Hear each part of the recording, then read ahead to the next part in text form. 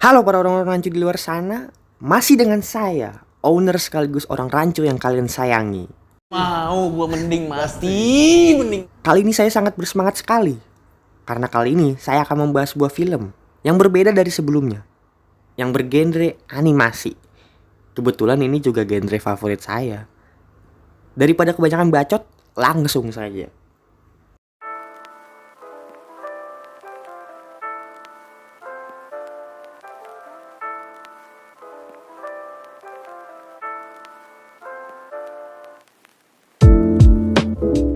Pada bagian awal, terlihat beberapa superhero yang sedang diwawancara.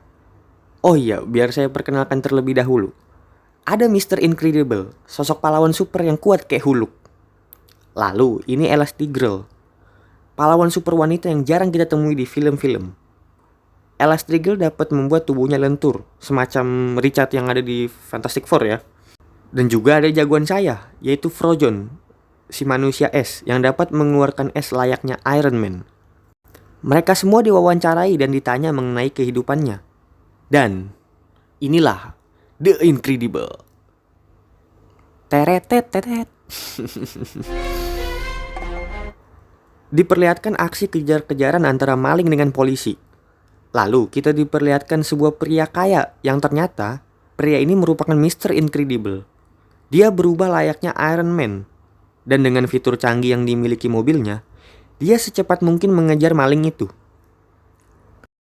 Setelah berhasil menangkap maling itu, terdengar kabar di radio bahwa ada penjahat yang mencoba merampok bus. Dengan cepat, dia segera masuk ke mobilnya.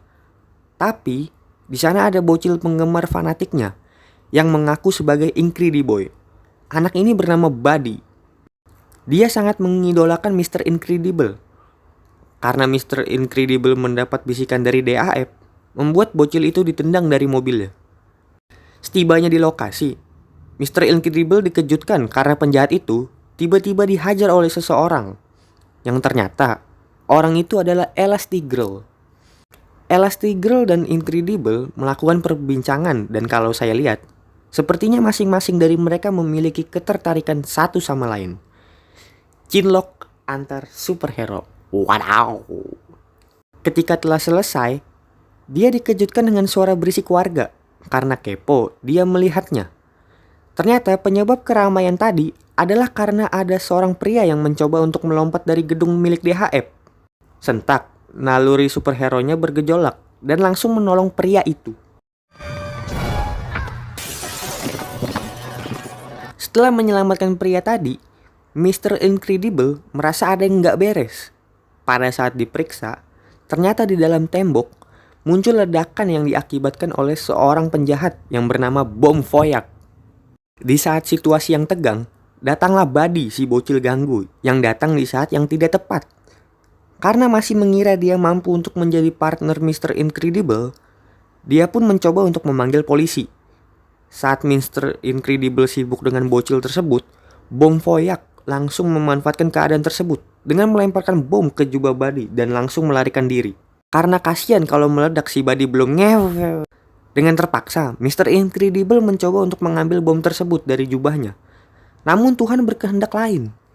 Mr. Incredible jatuh ke rel kereta yang menyebabkan bom tersebut meledak karena ikut terjatuh.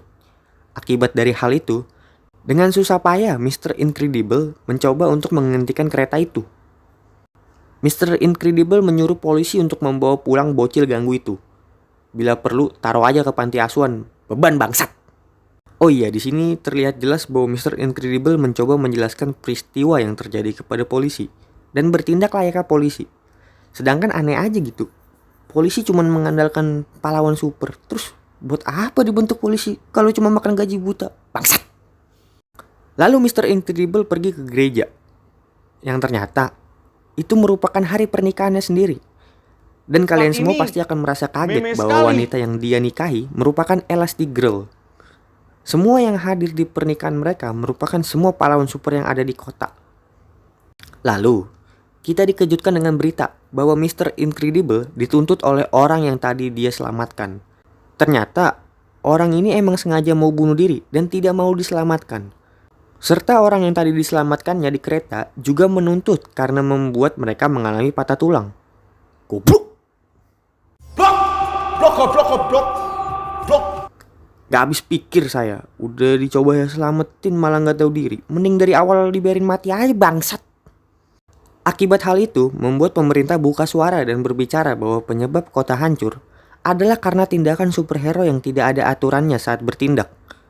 Dan membuat pemerintah rugi dengan mengeluarkan anggaran pendapatan belanja negara.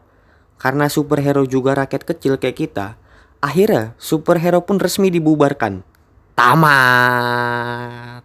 Tapi bohong. 15 tahun kemudian, terlihat nampaknya Mr. Incredible yang sekarang telah menjadi manusia umum kayak kebanyakan orang lainnya. Dia sekarang bekerja di kantor layanan pajak yang sedang melayani seorang nenek tua. Berpindah ke sekolah, Elastigirl datang ke sekolah. Ternyata dia datang untuk menemui anaknya.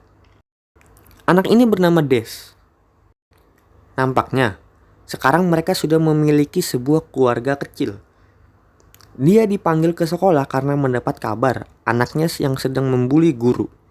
Namun, bukti yang menunjukkan anaknya bersalah tidak kuat yang membuat mereka diperbolehkan untuk cabut. Berpindah ke sekolah SMP. Terlihat seorang gadis yang sedang memandangi laki-laki idamannya. Laki-laki ini bernama Tony. Namun yang bikin saya kaget adalah karena pada saat Tony melihat wanita itu, tiba-tiba wanita itu hilang. Dan yang hilang hanya kepalanya saja, sedangkan badannya masih utuh. Anjing, Susana versi kartun. Lalu datanglah Des yang memanggil wanita ini. Wanita ini bernama Violet, yang ternyata merupakan salah satu keluarga dari Mr. Incredible. Pantes punya kekuatan. Berpindah ke Mr. Incredible yang sedang mengalami nasib seperti manusia pada umumnya, yakni macet di jalan.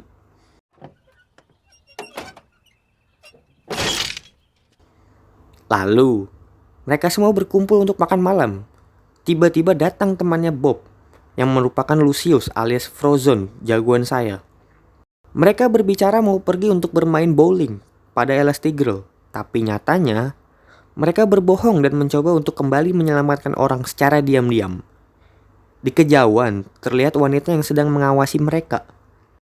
Setelah berhasil menyelamatkan, mereka tidak sengaja menghancurkan gedung untuk berlari keluar.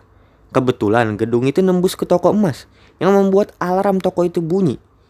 Polisi pun datang dan mencoba menangkap mereka. Dengan cepat, Frozone mencoba menggunakan triknya untuk mengelabui polisi itu. A drink. I know.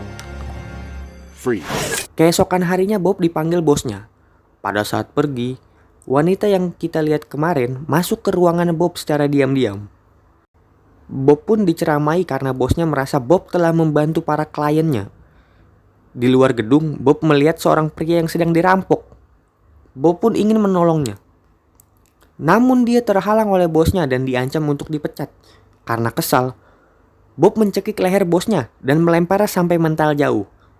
Mamam tuh lawan Datu Huluk.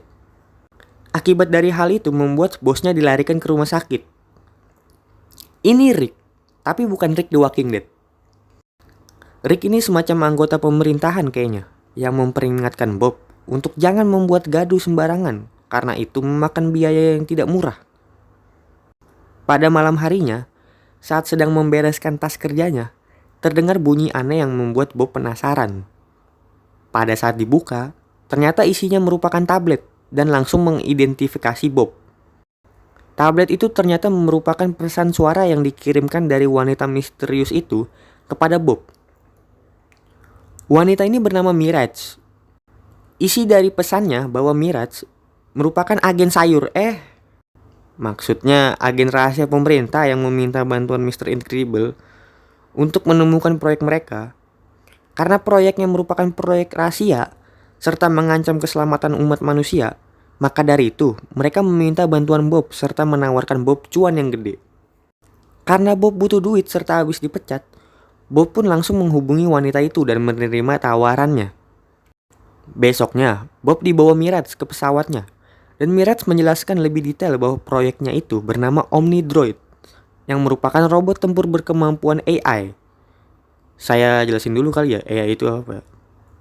AI ini semacam otak buatan manusia, cuman robot yang dapat berpikir serta bertindak layaknya otak manusia gitu. Karena AI-nya membuat robot ini hilang kendali serta kabur. Mirage mengatakan bahwa robotnya kabur ke hutan di sebuah pulau. Dan tugas dari Mr. Incredible adalah untuk melumpuhkan robot itu tanpa membuatnya hancur. Mr. Incredible pun sampai di pulau tersebut dan langsung mencari robot itu ke dalam hutan. Showdown. Setelah masuk ke hutan, Bob menemukan jejak kaki robot itu. Lalu dari belakang, robot itu muncul dan langsung menyerang Bob.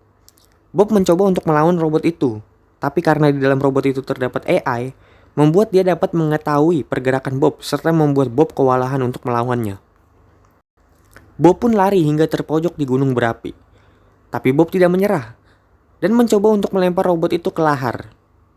Dikiranya sudah menang, robot itu ternyata masih hidup dan keluar dari dalam lahar.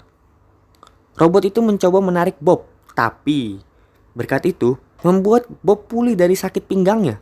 Bob dengan senang mencoba untuk masuk ke dalam robot itu, yang membuat robot itu harus mati karena ulahnya sendiri. Di kejauhan, nampak sosok burung mata-mata yang sedang merekam aksinya Bob. Ternyata itu merupakan ulah Mirage dan sosok misterius yang senang akan hal itu.